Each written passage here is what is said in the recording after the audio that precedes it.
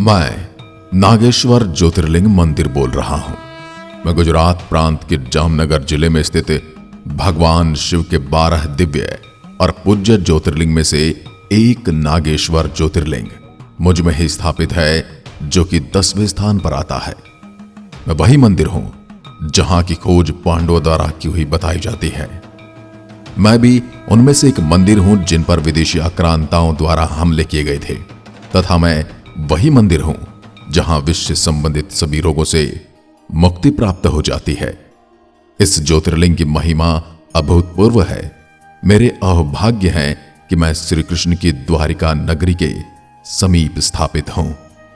मेरे यहां द्वापर युग में श्री द्वारिकाधीश भगवान शिव का रुद्राभिषेक किया करते थे। पुराणों के अनुसार भगवान महादेव को नागों का देवता भी कहा जाता है। आपको बता दूं, गुजरात प्रांत में प्रमुख 2 ज्योतिर्लिंग स्थापित हैं। एक सोमनाथ ज्योतिर्लिंग और दूसरा द्वारिका के निकट नागेश्वर ज्योतिर्लिंग, जिसके बारे में आप संपूर्ण जानकारी इस वीडियो में लेने वाले हैं।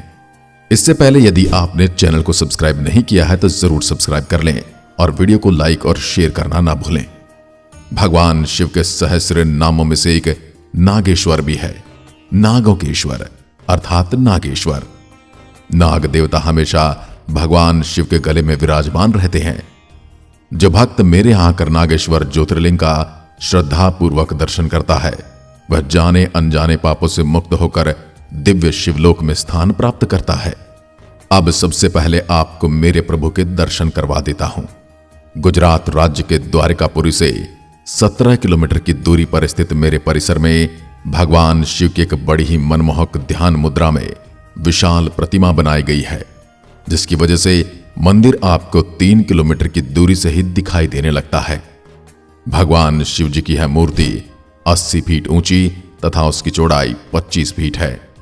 मुख्य द्वार से अंदर प्रवेश करने पर पूजन सामग्री की छोटी छोटी दुकानें लगी हुई हैं, जहां से आप पुष्प, बेलपत्र और प्रसाद आदि ले सकते हैं। आप लाइन में लगकर मंदिर में प्रवेश करें।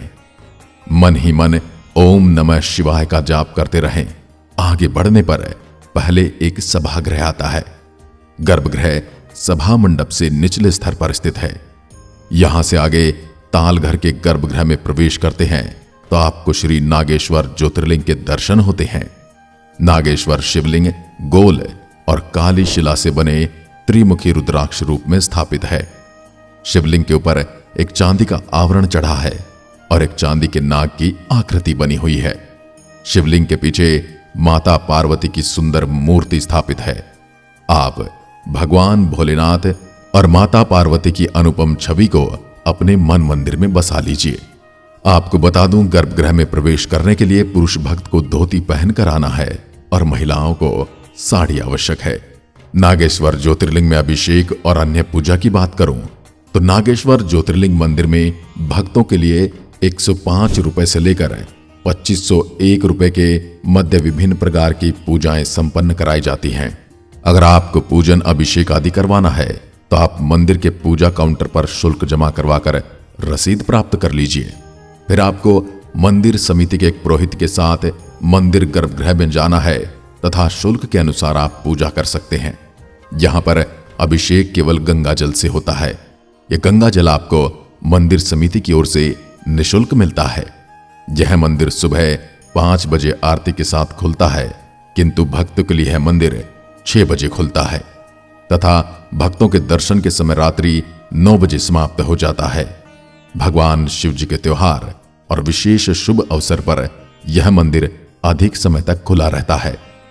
मेरे इतिहास के तथ्यों को यदि मैं खंगालूं तो मेरी खोज द्वापर युग में पांडवों द्वारा की हुई बताई जाती है। जब पांडवों को अज्ञातवास हुआ, उस दौरान 5 पांडव भारत भ्रमण के लिए निकले थे तथा घूमते घूमते वे इस दारुक वन में आ गए, जहां उन्होंने मेरे प्रभु का और सभी ने महादेव के शिवलिंग के दर्शन किए। श्री कृष्ण ने उन्हें उस शिवलिंग के बारे में बताया और कहा, यह शिवलिंग कोई साधारण नहीं है, यह नागेश्वर ज्योतिर्लिंग है। तब 5 पांडवों ने स्थान के भूतल पर मेरा भव्य अखंड पत्थर का मंदिर बनवाया और फिर समय के साथ अलग अलग राजाओं ने मेरा पुनः निर्माण करवाया। मेरे वर्तमान परिसर में आपको हेमाड़ पंथी शैली देखने को मिलेगी जो लगभग 13वीं शताब्दी की है, जो 7 मंजिला पत्थर की इमारत को बनाया गया था। 16वीं शताब्दी में छत्रपति संभाजी महाराज के शासनकाल में विदेशी आक्रांता औरंगजेब ने मुझ पर हमला कर मेरी इमारतों को नष्ट कर दिया। अभी जो वर्तमान खड़े मेरे शिखर को आप देख पा रहे हैं, इसका पुनः निर्माण इंदौर की महारानी अहिल्याबाई होलकर द्वारा किया गया था। आज आप ये जो मेरा नया रूप देख रहे हैं, इसका कायाकल्प 1996 में सुपर कैसेट्स इंडस्ट्री के मालिक स्वर्गीय श्री गुलशन कुमार ने करवाया था।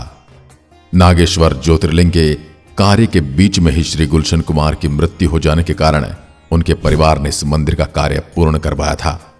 नागेश्वर ज्योतिर्लिंग मंदिर के पुनः निर्माण के कार्य की लागत गुलशन कुमार चैरिटेबल ट्रस्ट ने दिया था। धार्मिक ग्रंथों के लेखों में कहा गया है कि इस पवित्र ज्योतिर्लिंग के श्रद्धा पूर्वक दर्शन करने से पापों से मुक्ति प्राप्त होती है। हिंदुओं का यह प्राचीन एवं प्रमुख मंदिर केवल भगवान शिव जी को समर्पित है, जिसमें शिव जी की श्रद्धा पूर्वक पूजा आराधना नागेश्वर के रूप में की जाती है। इस ज्योतिर्लिंग को रुद्र संहिता में दारकावने नागेश के नाम से भी जाना जाता है।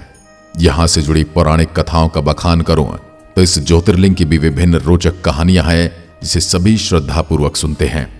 कहा जाता है कि महात्माओं की कथाओं को श्रद्धापूर्वक सुनने से जीवन में किए गए सभी पापों से मुक्ति मिलती है। धार्मिक ग्रंथों के लेखों में कहा गया है कि इस पवित्र ज्योतिर्लिंग के श्रद्धापूर्वक दर्शन करने से पापों से मुक्ति प्राप्त होती है।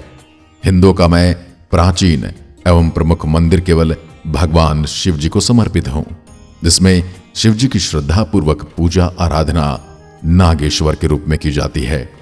इस ज्योतिर्लिंग को रुद्र संहिता में दारकावने नागेश के नाम से भी जाना जाता है। यहां से जुड़ी पौराणिक कथाओं का बखान करूं तो इस ज्योतिर्लिंग की भी विभिन्न रोचक कहानियां हैं, जिसे सभी श्रद्धापूर्वक सुनते हैं।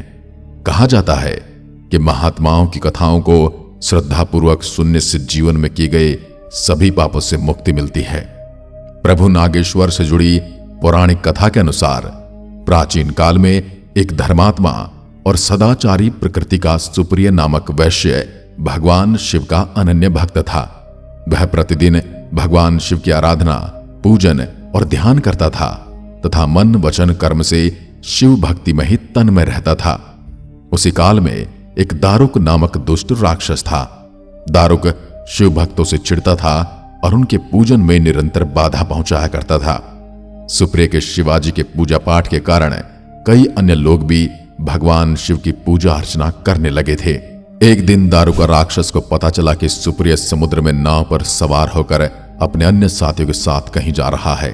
तब उस अत्याचारी राक्षस ने उन सभी पर आक्रमण कर दिया और सुप्रिय को पकड़कर सभी अन्य भक्तों के साथ अपने राज्य के कारागृह में डाल दिया। सुप्रिय कारागृह में भी शरीर पर भस्म, गले में रुद्राक्ष की माला डालकर भगवान शिव की पूजन और आराधना में तन्मय रहने लगे। इस कारण उनके साथी एवं कारागृह के अन्य बंदी भी शिव जी की आराधना के प्रति जागरूक होकर शिव भक्ति करने लगे। पूरा कारागृह शिवमय हो गया। जब इसकी भनक राक्षस दारुक को मिली तो वह क्रोध से तिलमिलाता हुआ कारागृह पहुंचा। उसने देखा कि कारागृह में सुप्रिय नेत्र बंद करके ध्यान लगाए समाधि में बैठा है। उसने कठोर स्वर में कहा, अरे दुष्ट वैश्य, तो आंखें बंद कर इस समय यहां कौन से उपद्रव और षड्यंत्र करने की बातें सोच रहा है। इससे सुप्रिय जरा भी विचलित नहीं हुआ। तब दारुक ने क्रोध के वशीभूत होकर सुप्रिय तथा अन्य सभी बंदियों को मार डालने का आदेश दे दिया। सुप्रिय अपने मन को एकाग्र करके अपनी और अन्य बंदियों की मुक्ति के लिए भगवान शिव से प्रार्थना करने लगा। अपने सच्चे भक्त की पूर्ण विश्वास से भरी प्रार्थना सुनकर भगवान शिव जी तत्क्षण उस कारागृह में एक ऊंचे स्थान पर एक चमकते हुए सिंहासन पर स्थित होकर ज्योतिर्लिंग के रूप में प्रकट हो गए। भगवान शिव ने पशुपतास्त्र से दारुका और उसके सैनिकों के अस्त्र शस्त्रों को नष्ट कर उन सभी का वध कर दिया। वैश्य सुप्रिय ने उस ज्योतिर्लिंग का विधिवत पूजन किया और शिव जी से इस स्थान पर स्थित होने का आग्रह किया। भगवान शिव अपने भक्त का आग्रह मानकर वहीं पर स्थापित हो गए। इस प्रकार ज्योतिर्लिंग स्वरूप भगवान शिव नागेश्वर कहलाए और माता पार्वती भी नागेश्वरी के नाम से विख्यात हुई। नागेश्वर ज्योतिर्लिंग के स्थान को लेकर भक्तों में एक मत नहीं है।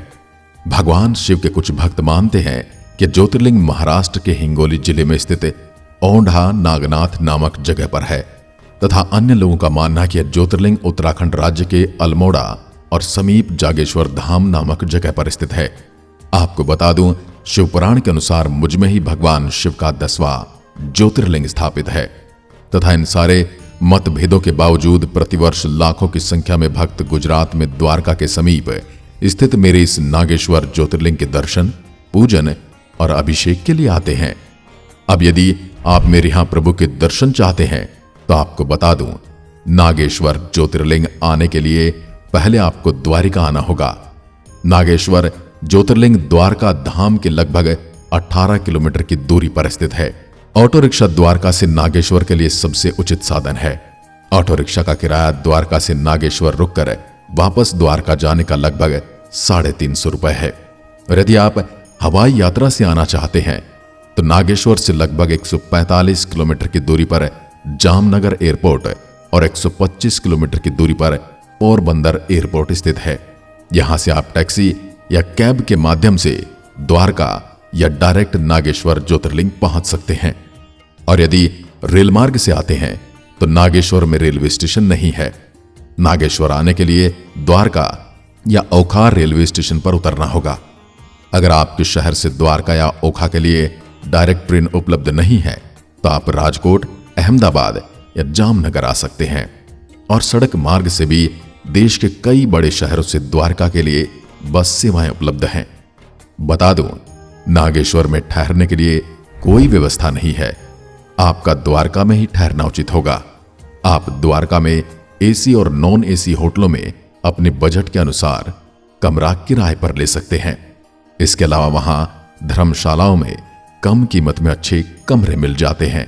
अब मिलते हैं अगले वीडियो में श्री रामेश्वरम ज्योतिर्लिंग तमिलनाडु। आप सभी कमेंट सेक्शन में हर हर महादेव का उच्चारण अवश्य करें और वीडियो को लाइक शेयर कर जानकारी आगे तक पहुंचाएं। भगवान शिव आपकी सारी मनोकामनाएं पूर्ण करें। ओम नमः शिवाय।